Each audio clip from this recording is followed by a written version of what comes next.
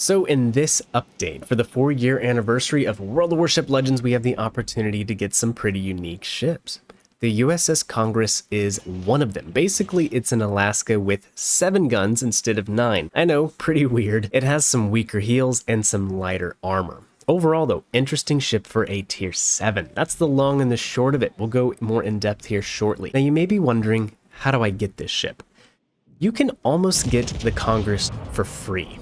Almost. It's going to require 20,000 quadrons, which is the event currency for the 4-year anniversary, so I'll explain how you can get those quadrons. Number 1, the only thing that's going to cost you money, buy the admiralty backing for 2,500 doubloons and complete the campaign. And of course with this anyways, you're going to get the Giuseppe Verde at the end of the campaign and all the rewards that go along with it. So I recommend buying the campaign but buying the admiralty backing for the campaign every time anyway. Do that, you get 9,000 quadrons.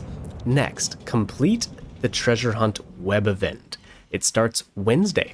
Basically, you just log in daily, complete the little task. That's going to give you 10,000 quadrons. So you're only short 1,000. Next, go to the store. Buy 1,500 quadrons for 50,000 global XP, and boom, there you have it. That's the Congress. All it cost you was 2,500 doubloons. Not bad for a tier 7 cruiser.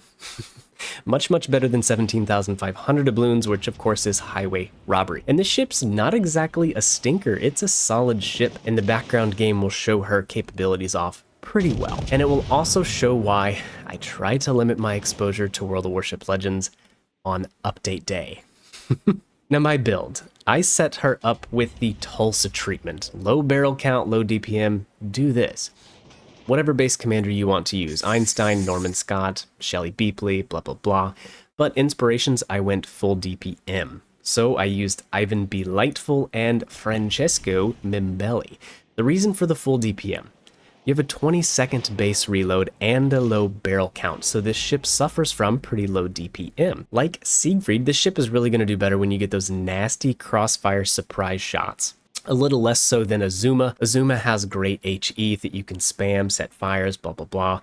But really the DPM on this ship kind of suffers, so I would spec into it. Foreshadowing a little bit, I'm mostly going to compare Congress to the other supercruisers at the tier, Siegfried and Azuma. Tier 7 is really getting pretty full, especially in regards to the cruiser field. I think I counted 34 cruisers, and they're very diverse. It's really apples to oranges. So today, let's just look at the super cruisers.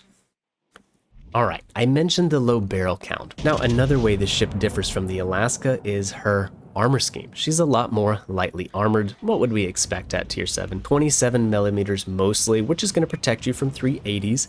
She has a 36mm deck, that's great. The Citadel's well below the waterline and pretty protected, and a nice strong armor belt. So it's tanky if you don't get caught with your pants down, or let me say this, it's tanky if you know what you're doing. You can definitely bully battleships with 15-inch guns. You'll obviously have to be careful with things like the Iowa, the Kansases of the world, things with bigger guns. So in this gameplay here, you can see me being very cautious, always watching what the Iowa's doing, and making sure to avoid those shells or to just angle my belt really well. The other stats to point out. AA DPS is on par with Siegfried and Azuma, pretty good for a supercruiser I suppose, just slightly less. As for the maneuverability, Congress is the slowest of these behemoths at tier 7, but she does have a smaller turning circle, which is really great. It's basically what I'm doing to dodge incoming salvos from these battleships over here. Now, everyone might have a little different spin on how to play this ship, but personally, I think sitting bow in is not ideal. One, you can't really bounce large 406mm guns, plus only 5 barrels with the 20-second reload. That means I've been playing her kind of out in the open, moving around as much as possible so I can swing the guns in and out of the fight, using the rudder and the prop mod to dodge incoming enemy shots. You definitely have to be careful with enemy battleship salvos. The last stat I wanted to point out, concealment, 13.1 kilometers stock. It's the worst out of the super cruisers, but really it's not bad. I mean, compare this to Riga, Shapayev.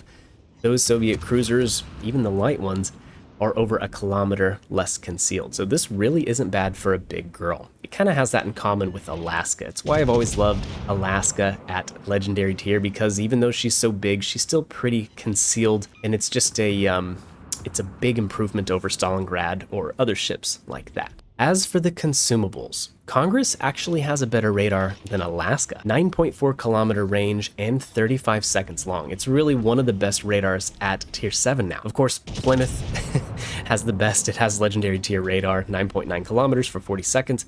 Celtic still has a great radar, and the Soviet radars are arguably better. But still, now this one here on Congress, it's very, very strong. And normal sonar, and some pretty standard vanilla heals. Overall, in the realm of supercruisers, I would probably still rather play the Azuma. I think after she got buffed, I don't know, a year or two ago, she's just a fantastic supercruiser and is really fun. But this is a tough boat. I think the consumables are going to make her better than Siegfried and Azuma and give her a pretty good, strong battle impact.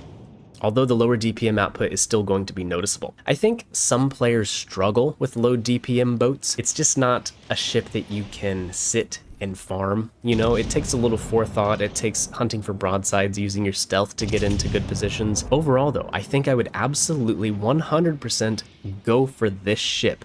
I would choose Congress over going for the Repulse. I would choose Congress over going for a Super 5 or a Super 6 crate. 100%. Now, I'm a little biased. I love tier 7. This is the tier that I always hang out in. I think it's competitive. It keeps you away from the legendary tier potatoes, and you're just high enough up not to be clubbing seals. So I am biased, but really, to get a tier 7 premium cruiser nowadays, like I mentioned earlier, 17,500 doubloons. That's a lot of money, guys. What is that, like 70 or 80 bucks? I haven't added it up in a while. Yes, I would absolutely buy the 2,500 doubloon admiralty backing and go for this thing. It's a fun little boat. So far, like the game in the background has showed, I've really been enjoying these guns. It makes me fondly reminisce of the days where at tier 7, you regularly had to face Alaskas. And Yamatas and Shimikazes. Wow, this game has come a long way in the last 4 years. Tier 8 has been such a great buffer. It's the reason Congress works fine now at tier 7. The guns have really felt pretty good. Punchy.